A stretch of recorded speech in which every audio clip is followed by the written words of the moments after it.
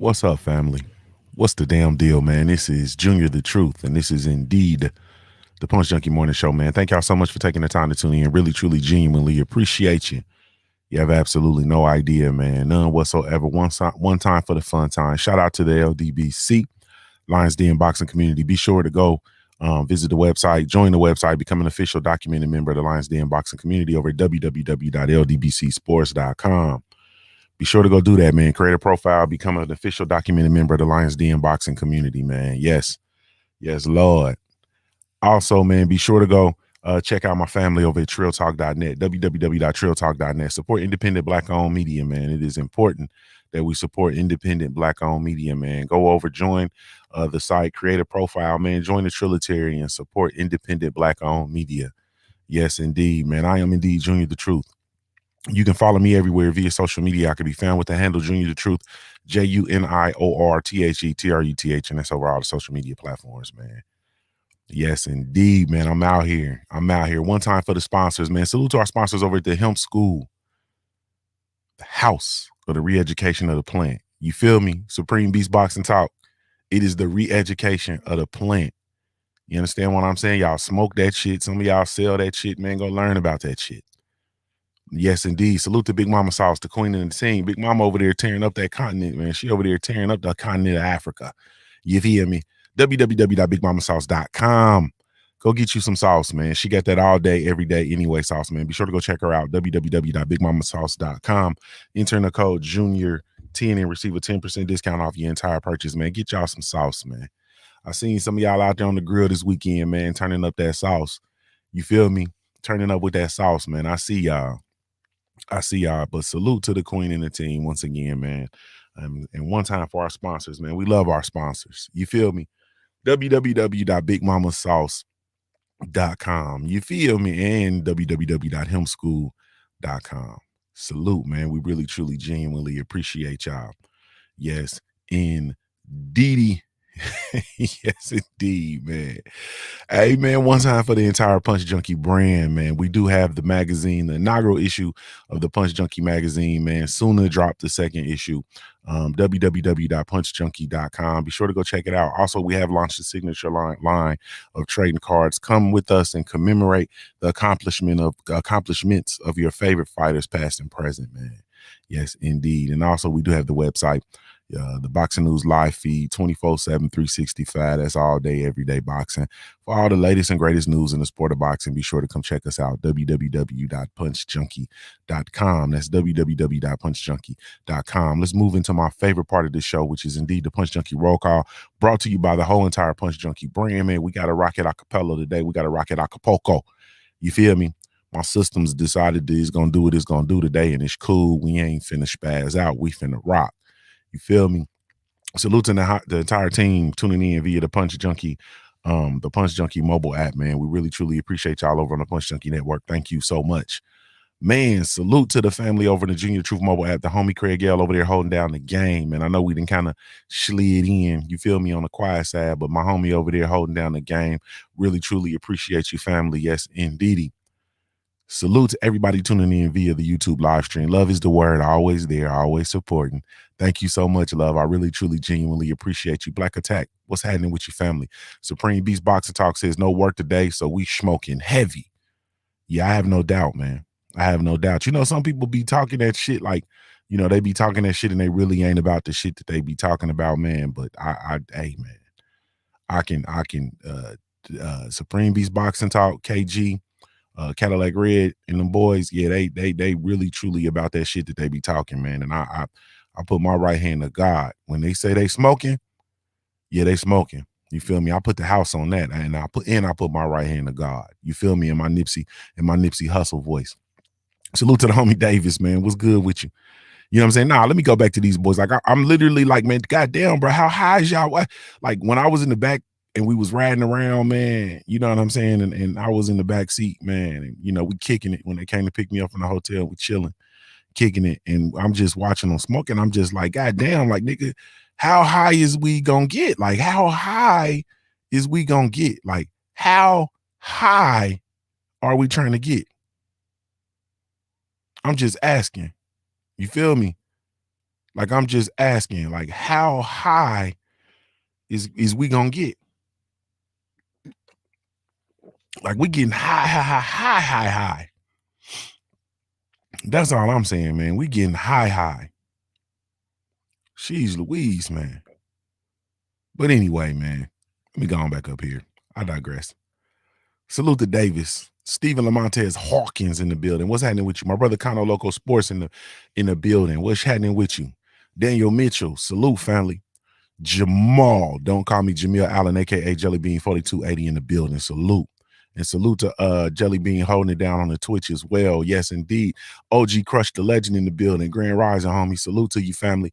King Vonnie 86 in the building. What's good with you? Ghetto Life Boxing in the building. Living in a world of ghetto life. Y'all don't know nothing about that shit. I say it all the time. I'll be dropping these plugs.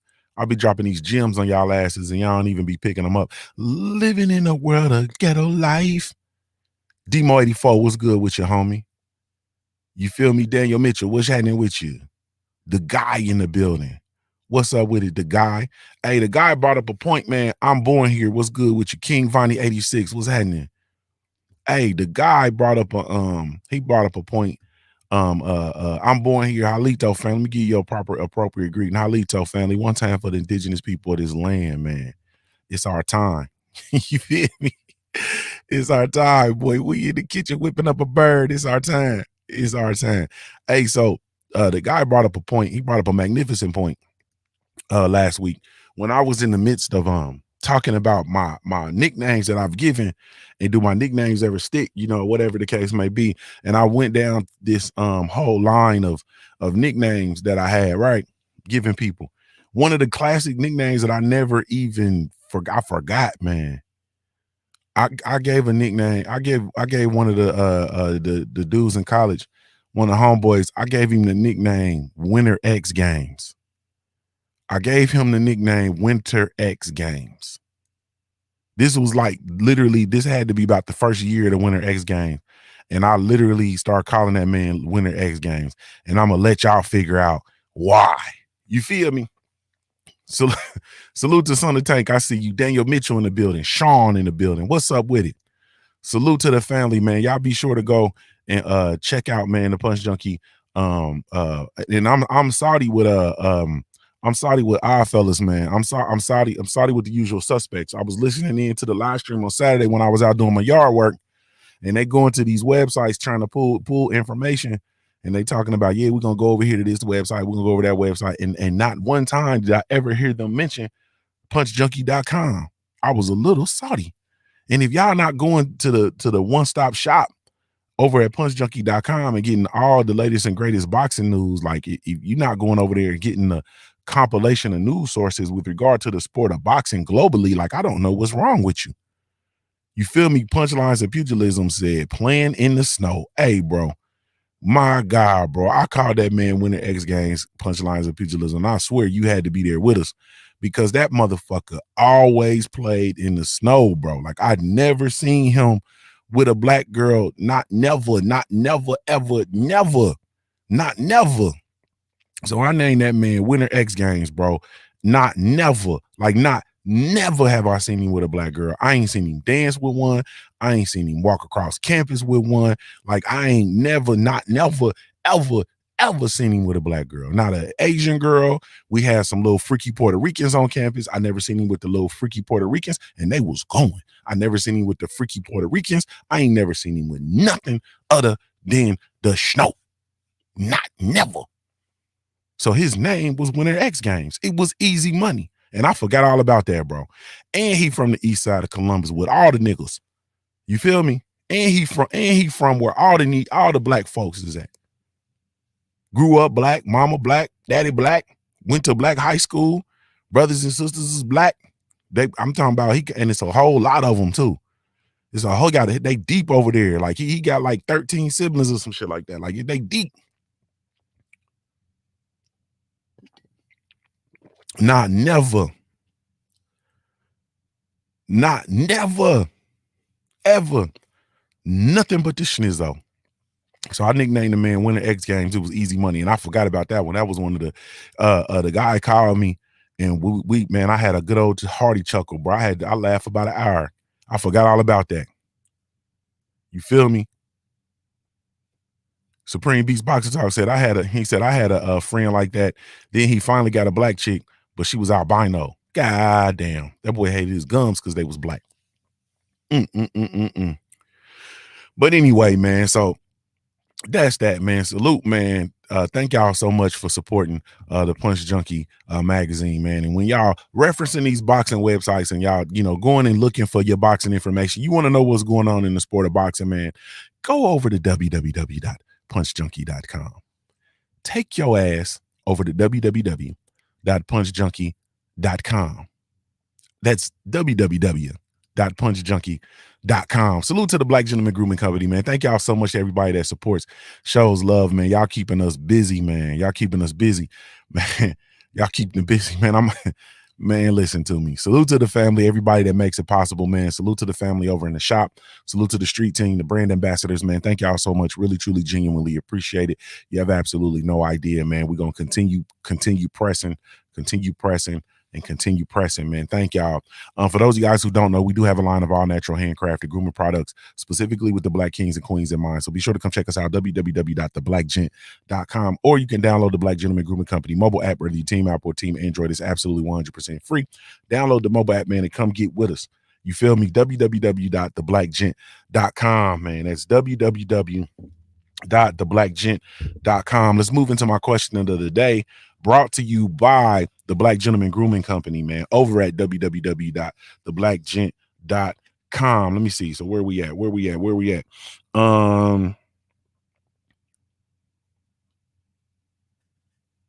me see. Did you ever have an embarrassing moment in gym class? Oddly enough, man, I didn't really truly I didn't ran the gamut in gym. I didn't been in gym and forgot my gym clothes as a kid. I didn't been in gym. And my I didn't fell down. I didn't hurt myself. You know what I'm saying? I didn't have my homeboys pull my pants down in front of girls, like all types of shit. I done had niggas pants me and I got on tighty whities and shit. Like I didn't ran the gamut with regard to gym class and being embarrassed. You know what I'm saying? But I'm gonna tell you what was the most embarrassing shit like ever to this day, and the shit that I hate with gym, and I always hated. I'm a legend in gym. You know what I'm saying? Like I'm a gym class, obviously, man. I'm an athlete, so kickball. I didn't really like the scooters too tough, but we got kickball, dodgeball, mat ball. You feel me? Basketball, flag football. Like I'm a, you know what I'm saying? I'm a gym class All-American. You feel me? Like volleyball, like I'm nasty. I'm a fool with it. You feel me? I'm a fool with it. But bro, when them goddamn ropes to go up and climb them ropes, bro, that shit was stupid, bro. That climbing the rope shit was stupid. And think about this shit now. Think about this shit, bro. Think about them gym ropes. Y'all know the ropes I'm talking about. Them ropes that was all the way in the ceiling, and then they dropped the ropes, and kids climb the ropes, and it's just that little mat down there. Now I'm gonna tell you something. Think about this. Think about how dangerous that is to have your children get on that rope, climb that rope. And some motherfuckers, we had motherfuckers that would climb the rope all the way to the ceiling. They would climb the rope all the way to the ceiling, and then they would get up there and hang on the black thing and shit. Monkey ass niggas. Them was some monkey ass niggas. Think about how fucking dangerous that is, bro. And think about how soft we are as a society now that shit, nigga, I wish the fuck I would go in my daughter's school and they got them climbing them ropes all the way up to the damn ceiling. Are you crazy? I couldn't fuck with them ropes though, cuz I wasn't hey man, that's embarrassing as fuck when they pull out them ropes on my black ass. Like I couldn't fuck with them ropes. Y'all know I didn't always been a little thick nigga. I'm not finna, I couldn't even get to the part. I know one of the things we had, like when they would do we would have to do the physical fitness test. You feel me? So they do your stretch, long jump, you run, all that stuff, broad jump, pull-ups, all that, bro. Man, them pull-ups and that motherfucking and that damn rope, because I wasn't fucking with that rope. And they had a little tape up there, like 6 feet off the ground. Climb up there and touch the tape. Nah, hell no. Crush the Legend said, I did that dumb shit. Yeah, climbing the rope all the way to the ceiling. Yeah, that shit's stupid and it's dangerous. That shit is like, and we didn't sign no waivers or no none of that, bro. Imagine when them little niggas coming down off that ceiling. Man, please. That shit was dumb. I wasn't fucking with it. I couldn't fuck with them ropes though. Salute to my brother Ohio Runs Boxing in the super chat, man. Salute to the family. What's happening with you? Hey man, I was not messing with them ropes, cuz. So yeah, I couldn't, yeah. But them ropes, man, that was embarrassing as fuck to me. All little girls, you know, because none of the girls, it was a couple girls that could climb, but none of the girls could really climb either. So I get up on there and nah. I could do a little bit better. We had the little blue pole. We had the ropes, then we had the little blue pole. I could do a little bit better on the blue pole because of the traction I could get with my skiing. So I could pull myself up a little bit on the blue pole, but not nothing like them cats getting on them ropes and climbing all the way up. Like I can't do that. You feel me? And I was just finna say that, Supreme. I'm black, bro. I don't fuck with them ropes and shit. No way, nigga. This America, Jack. You get the ropes hanging from the ceiling, cuz that ain't. I'm getting nervous. You know, I'm shit. You know, I got that Waynesboro, Mississippi in my blood. Like I ain't. Hey, man, say I got that wild ass Choctaw Indian in my blood, man. Well, I'm not fucking with no ropes. Figure out who I need. Hey, man. Hey, man. So at the end of the day, man, them ropes, man, that shit was embarrassing as fuck. That was pretty much it though. You know what I'm saying? And like I said, I done been had my pants pulled down, all kind of goofy shit. You know what I'm saying? The hormones then took over before, you know what I'm saying? I done got chubbies. I done got chubbies in my gym shorts and shit. And never really, I done pitched tents and shit. Never really as embarrassing as goddamn them ropes. I can't mess with them ropes. You feel me? Can't mess with them ropes. Period.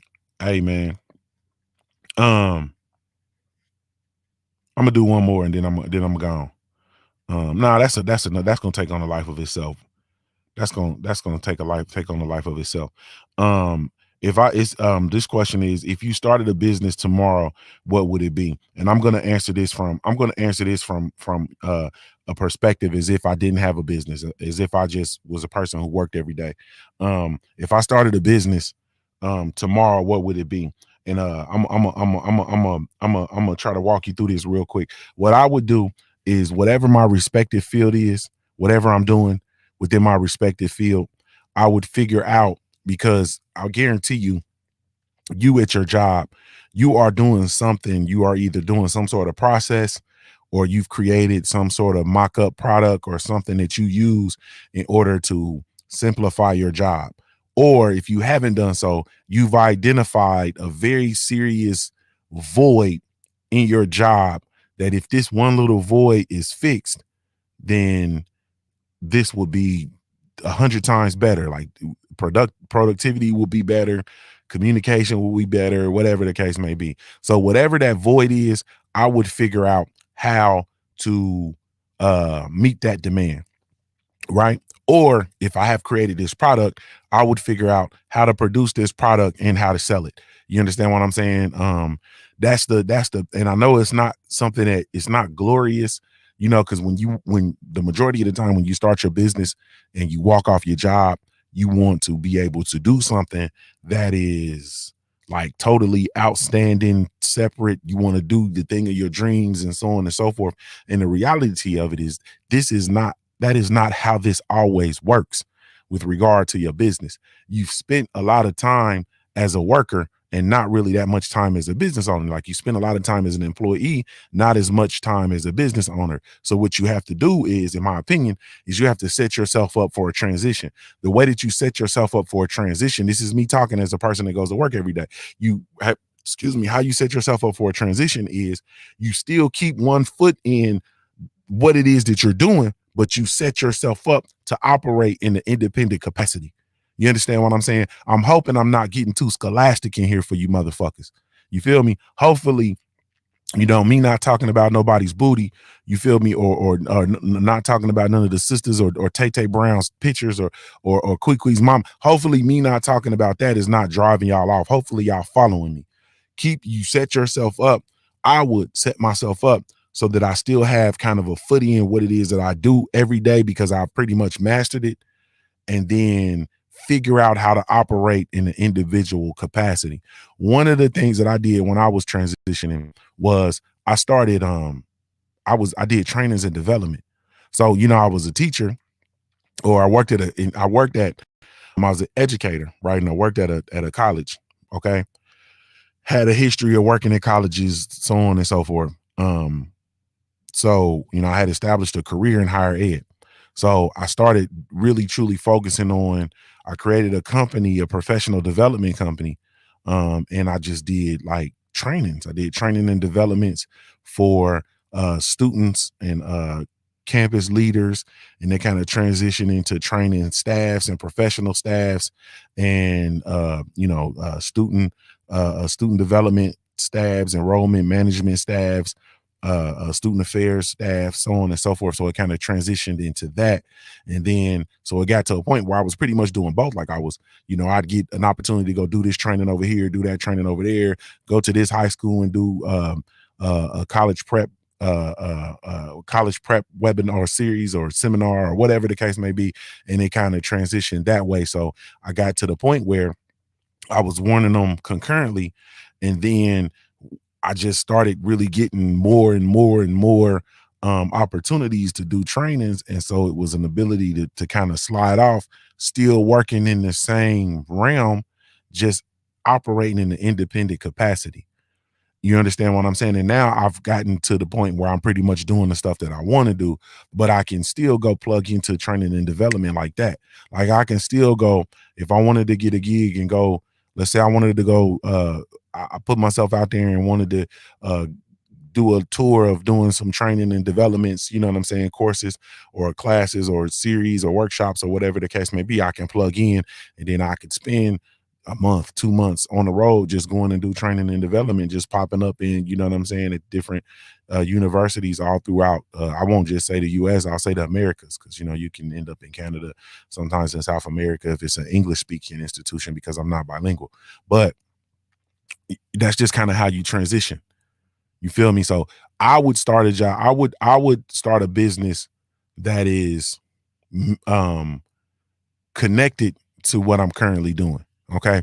So if you're on the assembly line, right? Let's say you're on the assembly line, and let's say you I don't know, man, you've created some sort of tool that you use to help move the job along easier, and it makes your process more efficient.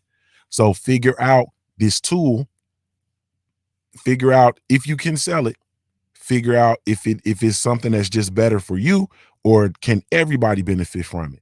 You know what I'm saying? If you've created something and one of your coworkers is like, man, what's that? Oh man, I just built this, and then you say, all right, here, and you build them one, you feel me? And then, it's a couple people that you've actually built it for. Now figure out how to figure out that. So obviously you realize that it makes the job better. There is indeed a market for it. So now figure out how can you produce it at a cheaper rate, and then you can target companies to sell it to. So you figure out how to produce your product, figure out the companies, like your actual your organization that you currently work at, organizations that are similar or their competitors, so on and so forth, mass produce this tool and then sell it to them, and enter in contracts to produce this tool for them to help with their production. You know what I'm saying? So that's just an example. You know what I mean, for me. And then it's the same thing, man. Shit, you might be a hair washer at the you might be a hair washer at the boutique, right?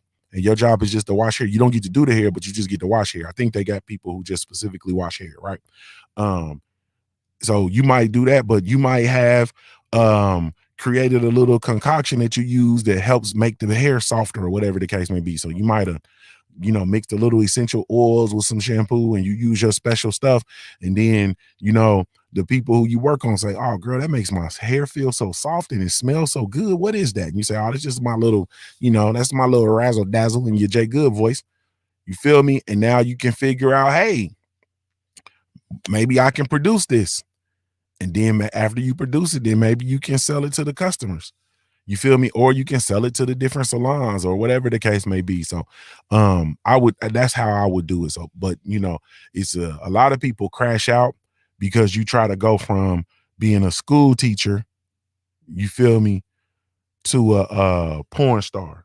Well, that's kind of a bad connection because a lot of these school teachers, bro, especially the women folk, they be fucking lining out these young men. So that's probably a bad analogy because that ain't really, and a lot of them on film too. So they fucking the lining out these kids, these students, these boys allegedly, and they on film, so they already porn stars. That's a bad analogy.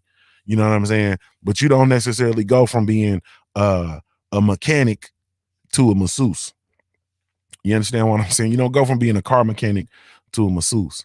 Like, you know, you got to set yourself up to move. And I feel like, you know, really one of the things that we don't really highlight in this world in general is the fact that your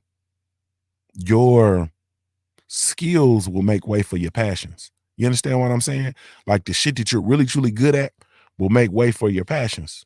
So the shit that you're really good at will make way for what you're passionate about. So for me, I'm an educator. So I'm really good at educating, even though I don't like people. I don't fuck with people.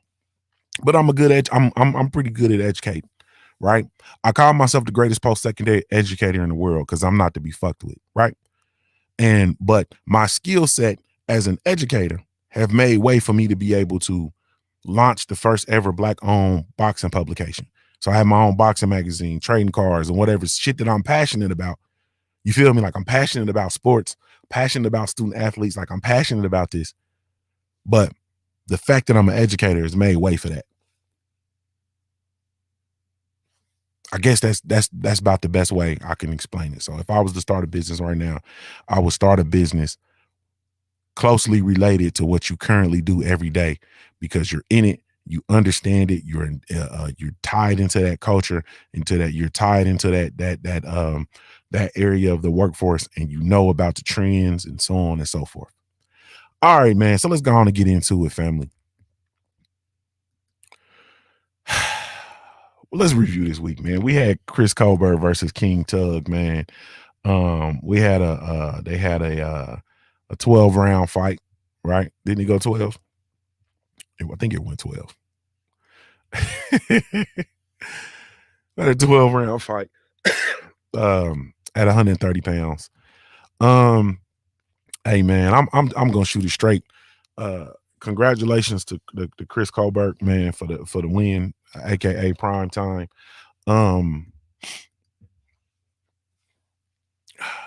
Hey man, I'm gonna cut it straight, man. I'm gonna cut it straight.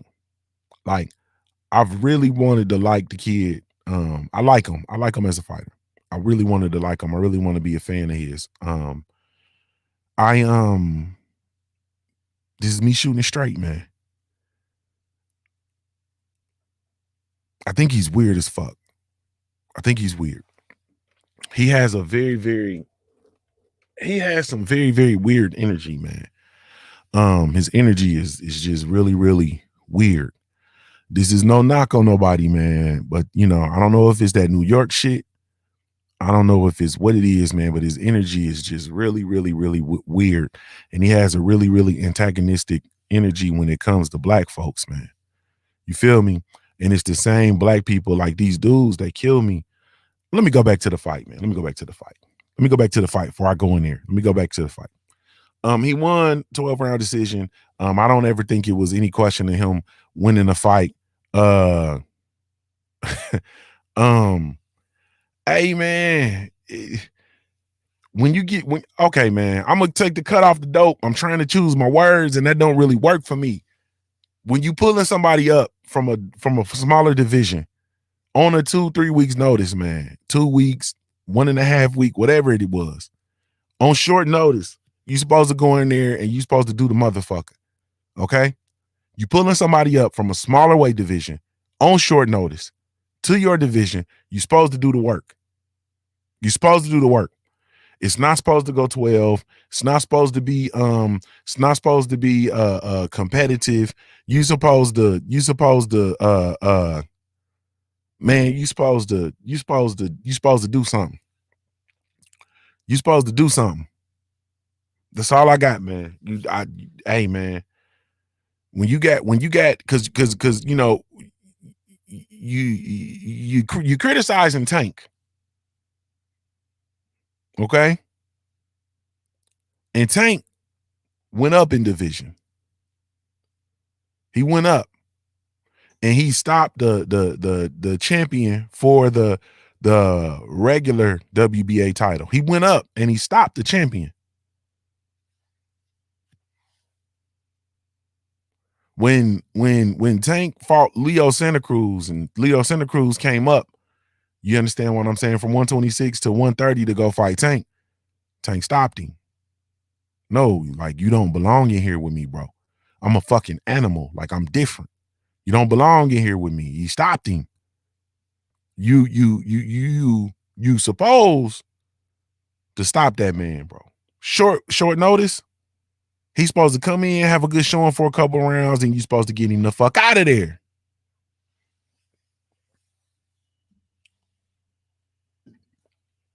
I know I'm unnerving some people. You don't stop everybody. You can't do this to everybody. Some people is just boxers and blah, blah, blah. Yeah, man. But sometimes, in boxing, you have the ability to have certain advantages. Salute to Tay Brown. I see you in the building, Queen. And she holding it down on the app. Salute, baby. You have advantages. Having a full fight camp versus somebody having, a 2-week fight camp, that's an advantage. You understand what I'm saying? Somebody coming up from a lower, you pulling somebody up from a lower weight class, you pulling somebody up from a lower weight class. That's an advantage. Them's two advantages right there.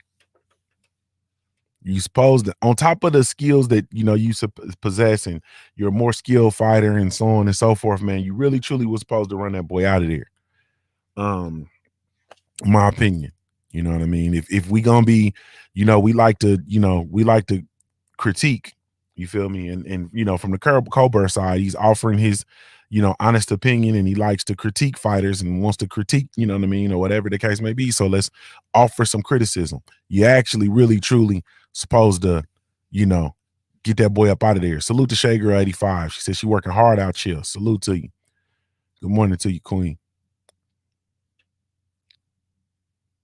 Daniel Mitchell says you're supposed to dismantle that man. Yeah, you're supposed to do something dastardly to that boy. You feel me? Yeah. And you coming and going. So you fight King Tug and you beat King Tug, but you won't fight Gary Russell Jr. because Gary Russell Jr. too small, but Gary Russell Jr. beat King Tug. Like, you coming and going, man. It's just a whole lot of weird shit, man, I'm seeing. You know what I'm saying? We not gonna fight Shakur Stevenson. It's a whole lot of weird shit I see going on, man. I ain't gonna lie to you. It's just a whole lot of weird shit. You feel me? And these fighters, man, they really truly gonna get enough of wanting to, like, you want the fan base, right?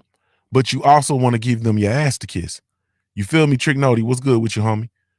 You want to give them your ass to kiss. Anthony Bolton, salute to you. You want the black fight fan base, but you want to give them your ass to kiss. Like, them days is over with, bro. Them days is over with. Let me explain. For the most part, you understand what I'm saying? Now, there are exceptions to every rule and whatever the case may be, right? But if you are indeed after the black fan base, right? The core black fan base, and that is, the fan base that, is going to buy your pay-per-views, they're going to buy your merchandise, they're going to come to events, so on and so forth. If you are after that core fan base, right? That core fan base is the same fan base that cheers for Deontay Wilder. It's the same fan base that cheers for Tank Davis. It's the same fan base that cheers for Errol Spence Jr. It's the same fan base that will be cheering for Boots Enos, or is cheering for Boots Enos, saying that Boots got next. Like, it's the same really truly direct fan base. For the most part, it doesn't waver. Now, you do have exceptions to every rules. You do have people who like to, ride the fence, people who like to, dibble and dabble over here and dibble and dabble over there. And you like people who like to say the hell with Errol Spence because they don't like the Texas fight fans and, so on and so forth. But those people are pretty much, the same. that core fan base. You know what I'm saying? They cheer for Deontay Wilder, Errol Spence Jr., Adrian Broner, I said Errol Spence, Tank Davis, Boots Enid. Like, it's the same pretty much fan base. Now, when you come out and you alienate yourself and you attack these dudes, people are gonna look at you like, you know, like, that's goofy. And let me clear this up. So, because I hear a lot of people trying to say that, you know, Chris Colbert has his opinion and he's entitled to his opinion, and they're not going to not cheer for him and alienate him because he offered his opinion on fighters, and, you know, and even if it's fighters that they cheer for and all that. I see all that. Like, I get it. You understand? And I understand and I agree, right? My problem with it, I'm speaking purely from Junior the Truth, from my perspective. My issue with it is not the critique of any fighter. A fighter can critique a fighter better than I can, or anybody who's not a fighter. You know what I'm saying? They can critique them in different ways that I'm not able to critique them, right? Because I'm not a professional boxer. I don't go through it. I see it, but I don't go through it. You know what I mean? Certain ways I understand it, certain ways I don't. From an athlete standpoint, I understand certain things. Then there are a lot of things I don't understand. All of my sports I've ever played have been team dynamics. I've never boxed. I've never done an individual sport. Always a team dynamic, right? So there are a lot of things within the sport of boxing that I respect tremendously, but I don't relate to because I'm not of that ilk. Cool. So I have no problem with people critiquing fighters critiquing fighters critiquing the fighters that I like. I have no problem with that. Okay. My issue is the clown shit, because you have critiques and you have people offering their honest opinions. Then you have the bullshit. And what you can't do with me, what you cannot do, is you can't come and run amok on me and try to make me think that the bullshit is not the bullshit. People do it all the time, bro. People do it all the time when they try to because they like fighters or whatever the case may be, and they try to justify their bullshit, and you can't do that to me, bro. Like, you can't come in and justify the Charlo bullshit to me. Like, you can't justify that. The Charlos is on some weird bullshit. That's just what that is. Both of them. You understand what I'm saying? They on some bullshit. I know one of them's more chill than the other and all that shit. I get it, bro. But that shit is bullshit. It's weird bullshit. It's what it is. You feel me? Like, that's what it is. When you're dealing with Colbert and him calling Deontay Wilder a sucker and this person, and I ain't got to worry about this person, I ain't got to worry about Tank because he can't make 130 and all this kind of shit. Like, it's a whole bunch of bullshit, bro. Bullshit is bullshit. Like, it's just that. Like, it's I wish I could call it something else. I wish I could say it, you know what I'm saying, a different way. And I wish I could accept it sometimes, bro, but it's bullshit. So I don't have it, you know, a person can have their thoughts, they can have their theories, they can have their outlooks on fighters and so on and so forth. There's a difference between having those thoughts and those opinions and then shucking and jiving, soft shoeing, juggling watermelons, participating in the bullshit. And right now, the cool thing to do, and the thing that the cool thing to do is to motherfuck Deontay Wilder. Like, that's the cool thing to do. You understand what I'm saying? Oh, it's motherfuck Wilder and Wilder this and Wilder that. And so, like, that's like the end thing to do. Like, that's the mainstream media connect thing to do. You feel me? And also the whole ass shit to do is for motherfuckers to talk shit about a man that you don't have to box him. You understand what I'm saying? And when you see him in the street, you're not gonna have the same energy. We saw it with Tank Davis. Let's be clear. We're gonna be clear. We can be transparent. Tank Davis was on Twitter talking about Wilder fight like a girl. He do this, he do that. When he sat on the stage with Deontay Wilder, right there next to Deontay Wilder, how was Tank's countenance? Yes, sir. No, sir. He was on some yes, sir, no, sir shit when he was sitting there with Deontay Wilder. Not none of that other bullshit. Not none of that other shit that we've seen with him and other fighters. Not none of that shit that we saw with him taking to Twitter when he was talking about Wilder and Wilder skills and this, that, and the other. When he sat there, he was on the stage on the PBC broadcast with Wilder. He was on some yes, sir, no, sir shit. Super respectful. The energy is not going to be the same when you standing there with that man.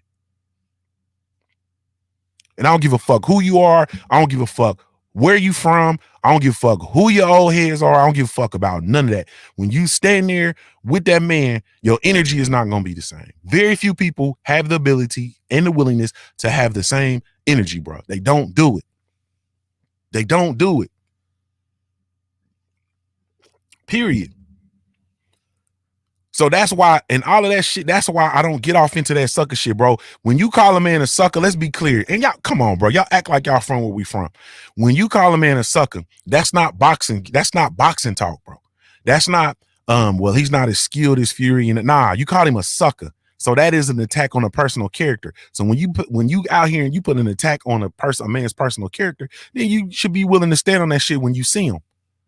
Yeah. And it's a good chance, just the way the world works, bro. You will see him. So yeah, stand on that shit when you see him. Not none of this. You say some shit, then you come back and then you try to retract it and all of that. No, bro. No, you try to dance the line and these niggas need PR, bro. These motherfuckers, excuse me, need PR. And you gotta, and the main thing that I would suggest, and I'm gonna give y'all a true gem right now in 2021. I'm gonna give you a true gem. This is the social media independent YouTuber, independent outlet soundbite era. Okay. The whole purpose when they sit down to with your ass, the whole motherfucking purpose is to get one soundbite from you that's gonna go viral, because this shit is about virality. This shit is about virality. This shit is about going viral. So all they want is one soundbite from your ass that's gonna generate clicks to their platform. That's all this shit is about. So they're gonna ask you questions that are going to probe you and to try to get you to offer up that soundbite. Right, wrong, or indifferent. Whether it's something good and powerful that's going to bring notoriety to your brand, or some shit that's going to fucking totally destroy your brand with a demographic of people that are here that should be supporting you. They are going to get that soundbite or try to get that soundbite. Your job is to give them the latter. You give them that soundbite that is going to build your brand. I'm giving away too much game and I'm about to stop because you niggas should be paying for this shit. Your job is to give them the soundbite that is going to build your brand, not give them the soundbite that is going to tear your shit down. I'm going to stop right there. That's the whole purpose. On the time the motherfuckers put the cameras in your face, when they chasing you, when they walking with you, their whole goal is to get a soundbite. That's it. That's all they want. They don't need nothing but a 30-second clip. Most motherfuckers don't want. A motherfucker is more apt to click on a 30-second video, you understand what I'm saying, and go ahead on and get it out the way and get on with their day than they are to sit there and watch a 3-hour live stream. That's just what it is. You have a better that's the goal. What your job is to offer that soundbite that's going to build your brand, bro. That's all you got to do.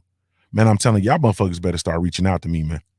You feel me? Y'all motherfuckers better start getting me over there in your camps. Let me train you boys up. You need a coach. Let me coach you motherfuckers up to get out here and deal with these motherfuckers. When you go into these fights, when they in the gym, your media days, all that kind of shit, bruh, they gonna ask you questions. They gonna ask you questions. They gonna ask you bitch ass questions because they bitch ass dudes. They gonna ask you bitch ass questions about shit that don't got nothing to do with nothing. That don't got nothing to do with you. They gonna ask you bitch ass questions that are connected directly to whatever controversy is going on in the sport. You understand what I'm saying? They're gonna ask you about that shit and they're gonna try to get a soundbite from your ass. Or they're gonna try to get you to say something so that they can help build a case against whoever the fuck they choosing to build a case about against. Right now it's Wilder. So they want to get a soundbite from you so they can say, look, Andre Ward said, look, Chris Colbert said, look, Ishai Smith said, look. Yeah. That's what it is. It's all predicated and based on controversy. And what you have to do is you have to be more than a simple-minded motherfucker with a mic in your face, bro. I'm trying to refrain from going Black Fight Fan TV on you and calling you a bunch of dumb monkeys. You feel me? You got to be more than that, bro. You got to be smart, bro. You got to think. You understand what I'm saying? When you interview your dumb ass, you got to be on the defensive. Motherfuckers is asking you questions, bro. You got to be on the defensive. Me personally, I don't fuck with a whole lot of questions. Not in my personal life. I don't fuck with questions because I feel like you're something there. When you asking me questions, bro, I feel like you're something there. So I don't do a whole lot of questions. So when you ask me questions, like in my personal life, goddamn it, you better shoot it straight, take the cut off the dope, and ask me the real questions that you want to know. If I feel for 1 second like you were trying to get to something without directly getting there, I ain't fucking with it. You understand what I'm saying? Like I'm not there. Like I'm not, like ask me a specific question. You feel me? Like I've had, you know what I'm saying? Like y'all know what it is. Like you got them dealing with women, right? And I've had them, I don't have that now, me and my wife, but we got ain't no cut on the dope. You feel me? But I've had relationships before where it's like, they'll ask you questions like, oh, where you been? Oh, what was y'all doing? Oh, who was all over there? Oh, where'd y'all go next? And I'm like, bitch, listen, you feel me? What you want to know? Ask me what you want to know. Stop all the bullshit. Stop trying to twist and tie me to timelines and all that bullshit. Ask me a very straight question. You understand what I'm saying? I'm a straight shooter. Shoot it to me straight. You feel me? I don't in my business, like cuz as a business person, shoot it to me straight. As a business owner, when I get to working with people and I work on different teams and different, joint efforts and shit like that, if a motherfucker ain't being straight with me, chances are, bro, it ain't gonna work out. That's just a fact. Chances are, bro, I'm not gonna, if we ain't shooting it straight and we ain't taking cut off the dope and we ain't having just like when motherfuckers get to trying to outthink me and move around and ask all these questions and do all this shit and do all the underhanded backdoor mastermind bullshit, that don't work for me. Shoot it to me straight. As a fighter, you got to understand that these people are going to ask you all type of different questions when you're dealing with the media. They gon' they gon' they gonna be like, hey man, what do you think about this, man? And hey man, what do you think about that, man? And hey, and blah blah blah blah blah. And it's like, hey, cuz don't give them, everything needs to be directed back to what you got going on. It's like the best way I can describe it. Salute to Justin Trouble. I see you. The best thing that you can do is put that shit back to you. Like, bro, I got a fight coming up. Chris Colbert had a fight coming up on Saturday, dog. Why in the fuck is you talking about Deontay Wilder? Look at the troll. The troll in here said, you the man I punched at the grocery store 1 year ago. Bro, bro, if you put your hands on me, bro, I'll shoot you. And you know that's saying something, because I'll probably beat the shit out of it. I'll beat you till you smell like motherfucking onions. You feel me? And so that's saying something, that I wouldn't even take the time to beat you, bro. I'll shoot you in your face in my legendary Talkcast voice. You feel me? Because I'll put some hot shit in your ass. You ain't never touched me a day in your life. That's cute though. And you broke too, bro. You ain't got nothing to do with yourself today. You ain't got nothing to do with yourself today, bro. You ain't here on the 9:04. You must ain't got to work today. A lot of people got the 5th off. You ain't got to work today. Hey man, get you some money though. Leave me alone. Go get you some money, fam. But listen, the whole purpose of them is to trick you into a sign. That's their whole purpose, trick you into a soundbite, because that's all they want. I was watching a video, and they did look, Eric Jenkins laughing. Hey bro, I'm serious, bro. You fuck with me and I'll shoot you. I'm not finna fuck, man. I'm not fuck a tussle, bro. I'm gonna shoot you. Period. I'm gonna shoot you. Look, hey JC, I'm gonna reach right into my satchel bag. Nigga, I'm gonna pop you. It ain't even finna be ain't no question. I don't think I'm supposed to be saying that on the internet, but ain't no question. I'm gonna reach right into that heavy ass shoulder bag that I carry, and I'm gonna pop you, bro. Probably a couple times, probably a few times. That's just how that's gonna go. Like I'm going. You hit me. I'm gonna do like that. I'm probably gonna push you. You know what I'm saying? And I'm gonna push you down, knock you down. I'm not even gonna beat on you, bro. I'm gonna knock you. See, that's the cold shit. I'm gonna knock you down, then I'm gonna pop you. Like it ain't shit. Then I'm gonna go on and continue on shopping for my produce. Hey man, but look, this shit is when you're dealing with these when you're dealing with these, like I was watching the video, right? Or it was clickbait, to be honest with you. You know what I'm saying? And I'm not gonna say who it was or whatever the case may be. They know better though. They come on, man. The people who creating this boxing content, y'all got to do better, bro. Y'all shit is starting to suck, bro. I'm finna tell you the truth. Y'all shit is starting to suck, man. It's starting to be subpar, bro. You used to get real good boxing content, used to get real good boxing interviews and shit like that. Now, when you click on this shit and they saying Adrian Broner responds to Tank Davis win knockout or whatever the case may be, Adrian Broner ain't standing there talking to y'all. You understand what I'm saying? Adrian Broner is walking down the alley or excuse me, down the hallway. His security is pushing you out the way. You ain't getting no good interview, but like, man, y'all stop that shit, bro. If a man ain't standing there talking to you like a man, then I don't want to see it, bro. If you're not sitting there literally asking him a question and y'all talking like a man, like how men talk to men, bro, get that fuck out of here. I don't want it. I don't want to see that shit. They talking to him and he looking for the exit. He trying to go get to his car. And they're like, hey, AB, what you think about the fight? And he's like, oh, man, yeah, I knew he was going to win. Watch out. Then the security like, move to the side, nigga. Get the fuck out of the way. Move. You feel me? Like, man.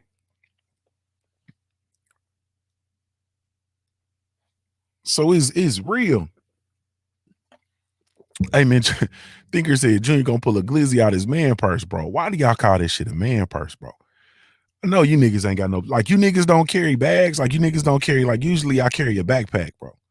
You feel me? Like, you niggas don't carry bags.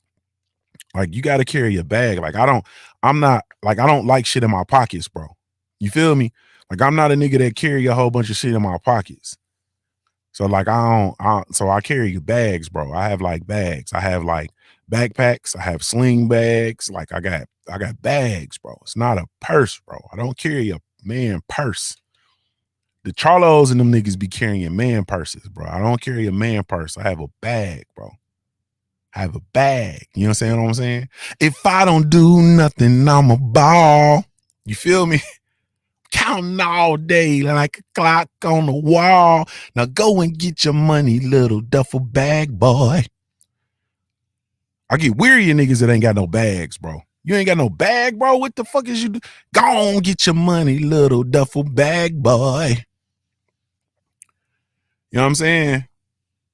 Like, I'm fucking around, bro. I got two phones, one for the plug and one for the load. You feel me? I got two phones. I usually got a computer somewhere in the vicinity or a tablet or something, bro. Like, why you dudes don't be carrying no bags, bro? See, niggas, all they got is their car keys. Like, nah, brother. And a wallet. Nah, brother. No, sir.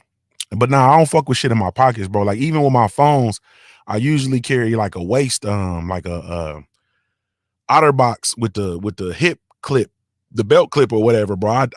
I hate stuff in my pockets, bro. I can't stand stuff in my pockets. Like, I don't like heavy stuff in my pockets. The guys that sing the song again. Come on, brother. Salute to Anthony Bolton in the super chat. He says for the shooters. Oh, yeah, I'll pop you, bro.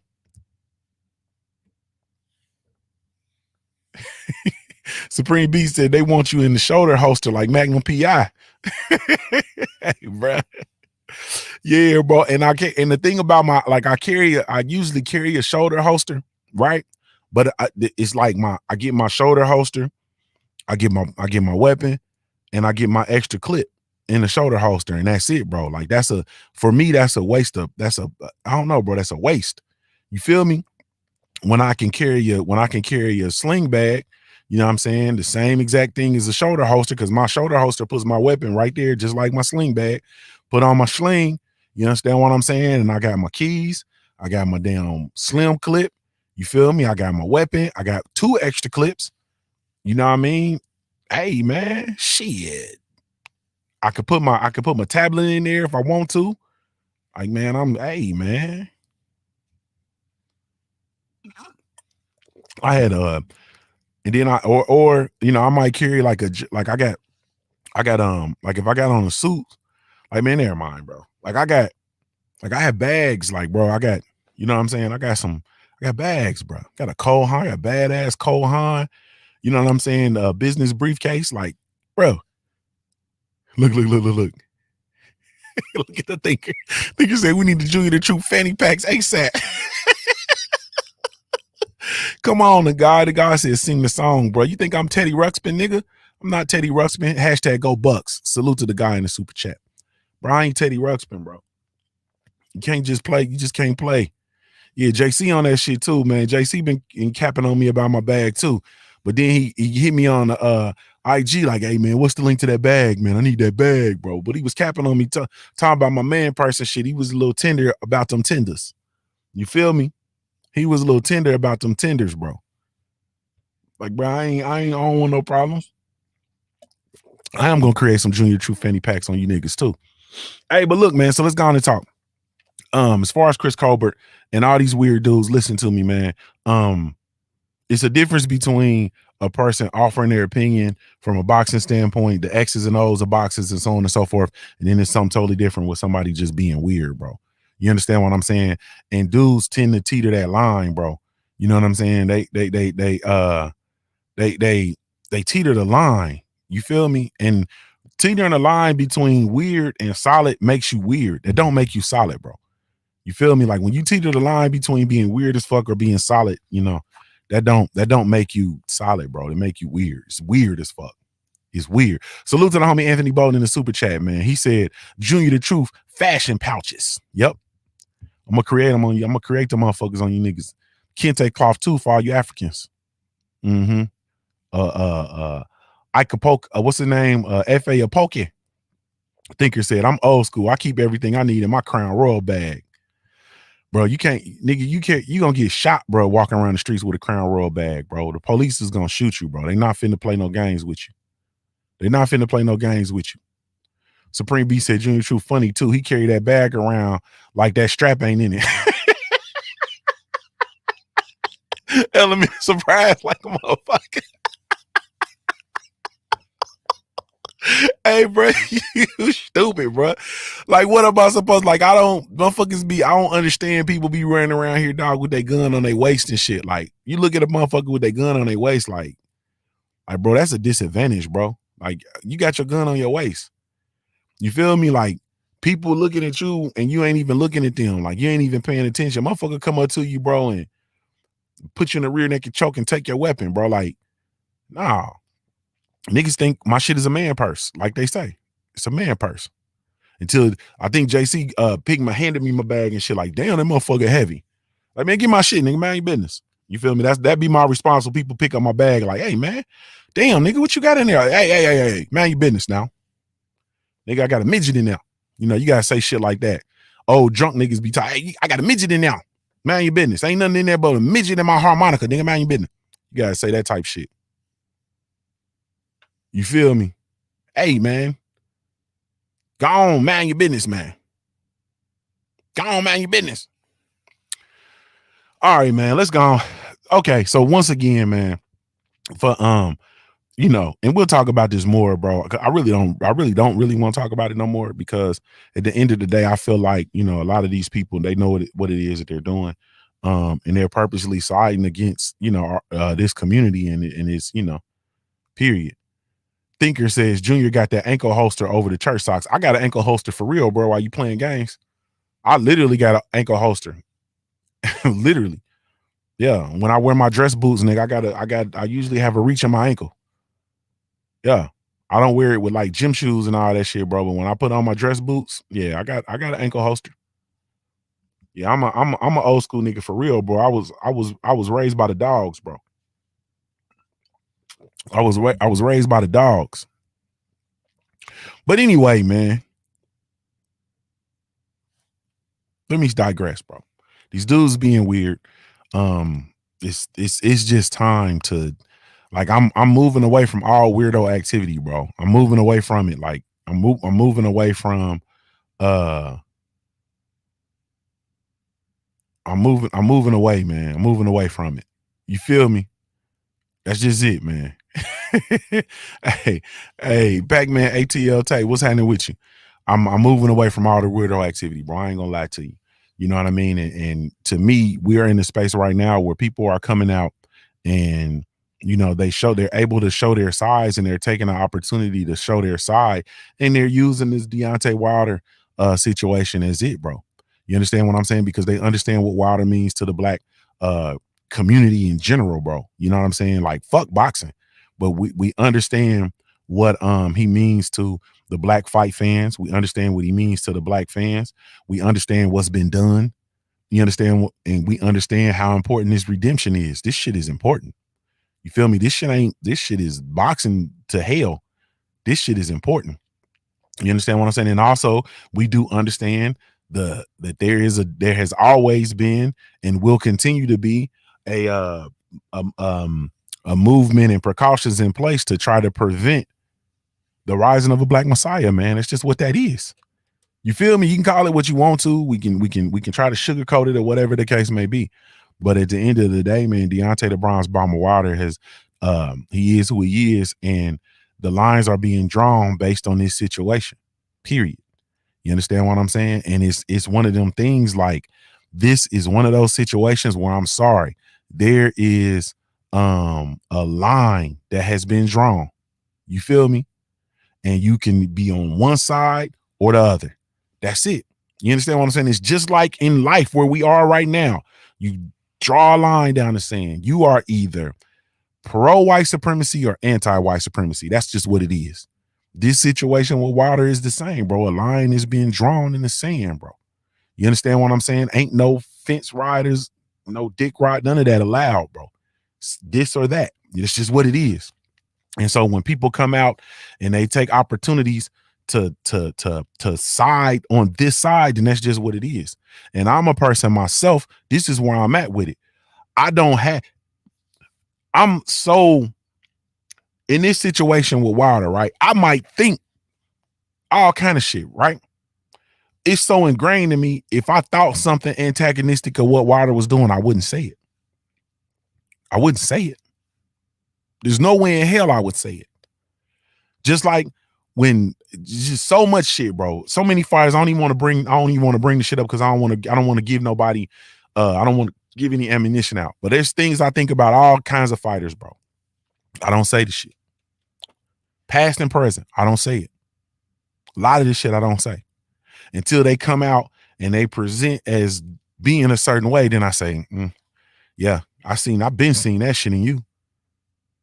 But at the end of the day, man, people are this shit is beyond just boxing talk. And once again, like I said before, with the regard to Cobra, a lot of times in life, bro, you got to stand on that shit that you say. If you call a man a sucker, that's not boxing talk, bro. That's a personal attack, right? So you calling him a sucker, and you going into all this other shit in your rationale for him being a sucker. It's okay when you see that man, let him still be a sucker then, or you gonna have that Tank energy, that Tank Davis energy. Yes, sir. No, sir. Yes, sir. Yes, sir. Yeah, you gonna have that energy. You feel me? So that's just what that shit is, man. You know what I mean? It's a difference between boxing talk and then the personal shit. And the personal shit you thought was gonna score you some points with them people, but it don't because they not gonna fuck with your black ass. That's just what it is, bro. They're gonna use you and act like you just a little monkey. And then when they don't have no use for you, bro, it's gonna be on to the next, bro. That's how that works.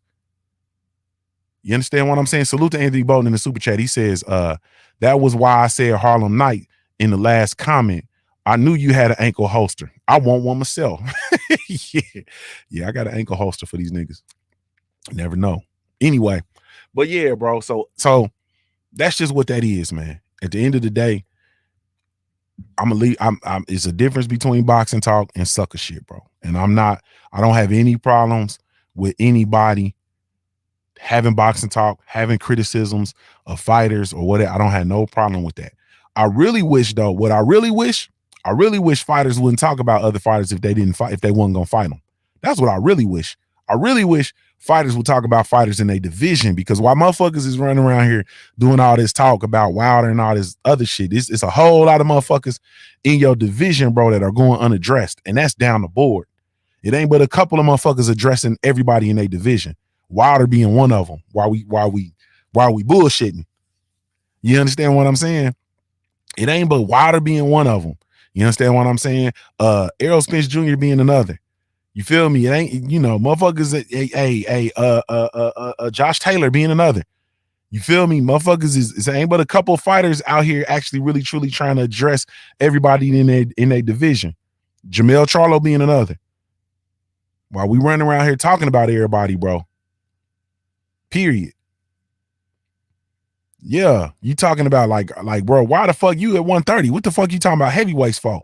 You understand what I'm saying? You got shit. You got a whole bunch of work at 130, bro. You got a little bit of work at 126. You got some work at 130s, motherfuckers. Plenty of motherfuckers at 130 for you to fight Prince Albert Bell. It's plenty of motherfuckers for Prince Albert Bell. It's plenty of motherfuckers for you to fight at 130 Prince Albert Bell at 130. Shakur Stevenson, Prince Albert Bell. It's a whole bunch of folks at 130.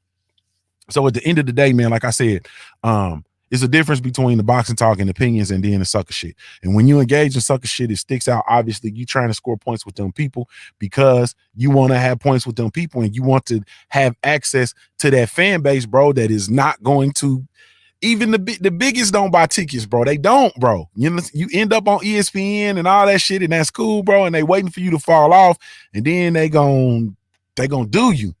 They gonna do you. And then you're gonna be over here with this whole alienated fan base that you ain't fucking with for whatever reasons. Oh man. Yeah, old Shacky Foster. Yeah, we got old Shacky Foster. But anyway, so that's where I'm at with it. That's my thought on the whole Chris Colbert thing and fighters like that. These fighters looking for opportunities to distance themselves from the black fan base based on what they've been told by these boxing entities and so on and so forth, then that's just really, truly, that's unfortunate. But you can't ride the fence and you can't double back and think you're going to get the full support of this fan base. That's just a fact. Now, let me jump in here on this stock talk real quick. AMC. Everybody that holds the AMC stock. This is not financial advice. I'm not a financial advisor. If you haven't gotten into the AMC stock, the next couple of days is a very, very good opportunity. The next day, it's a very good opportunity to get in while the stock is still trading under the $60 mark. This week,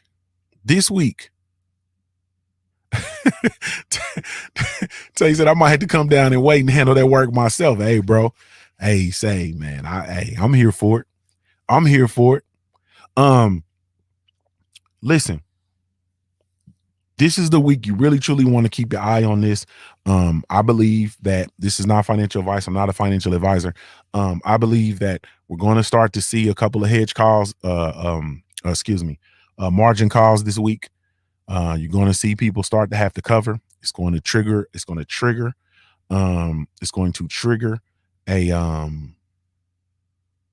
it's going to trigger the gamma squeeze, which is going to eventually lead to the short squeeze. This is the point right now for everybody that's in the AMC stock. This is the point right now where Main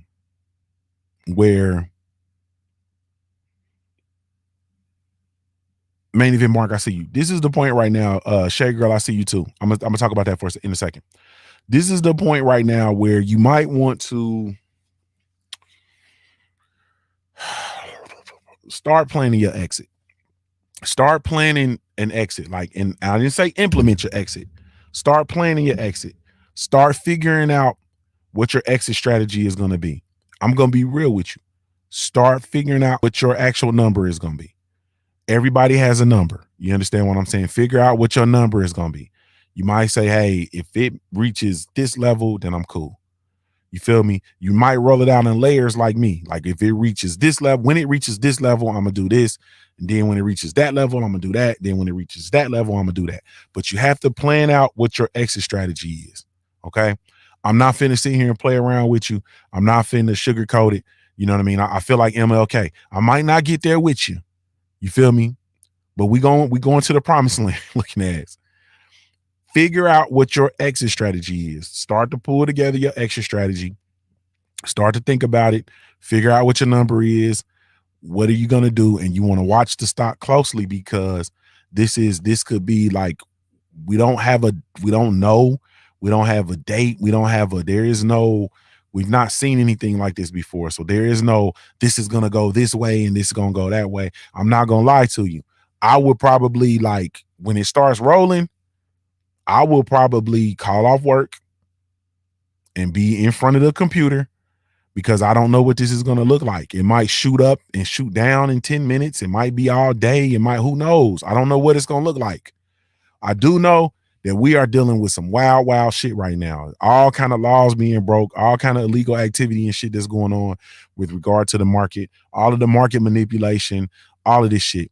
And I do believe that it'll only be a matter of time before this shit will get shut down.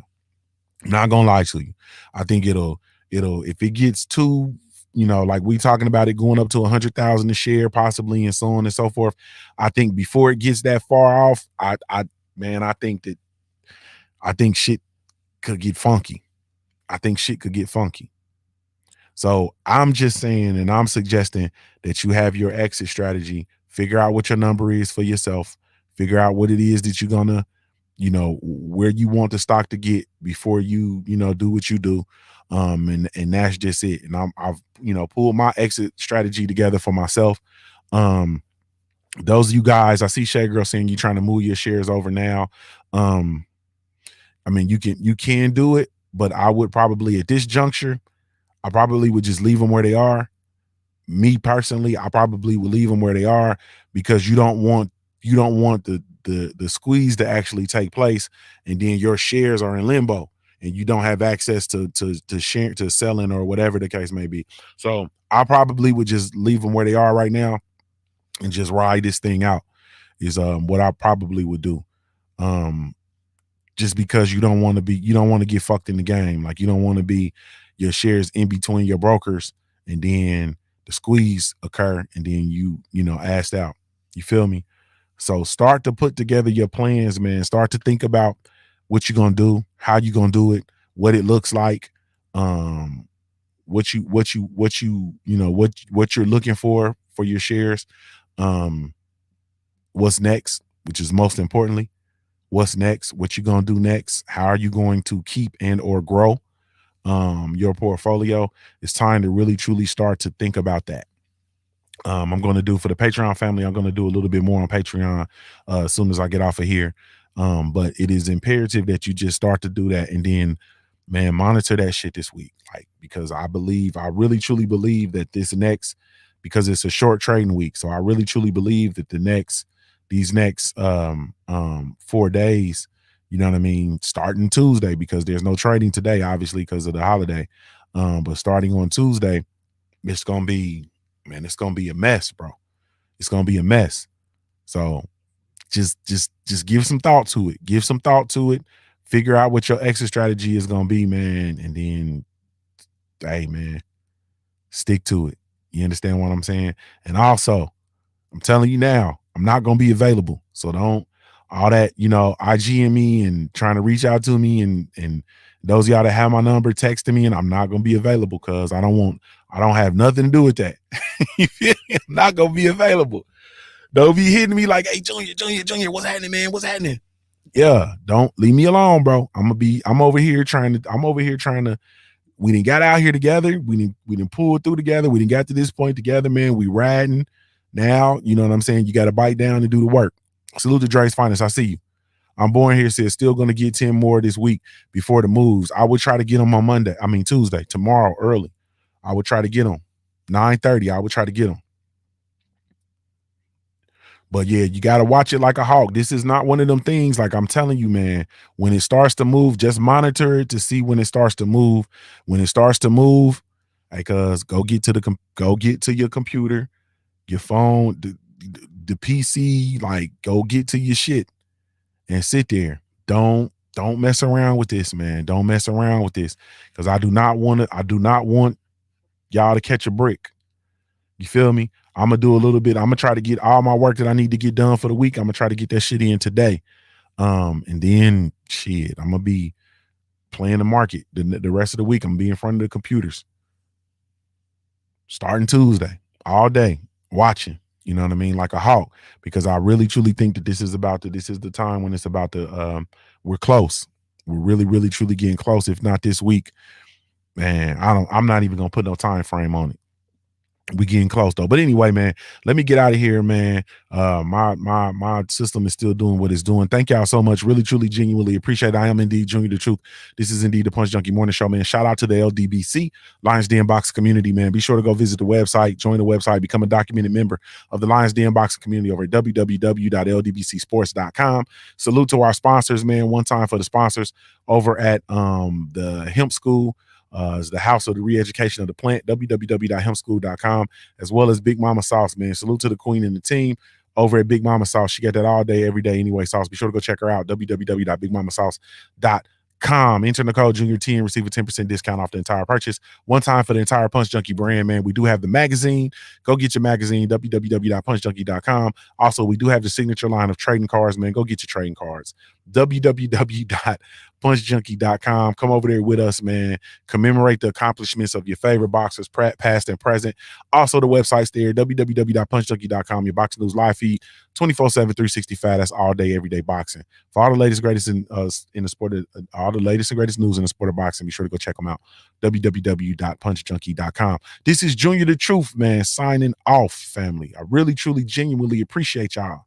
If I had a million tongues, I couldn't tell it all, man. This is Junior the Truth signing off. I'm a Ohio-born player made. If you don't know anything else about me at the end of the day, I got to keep pushing, baby. Salute, family.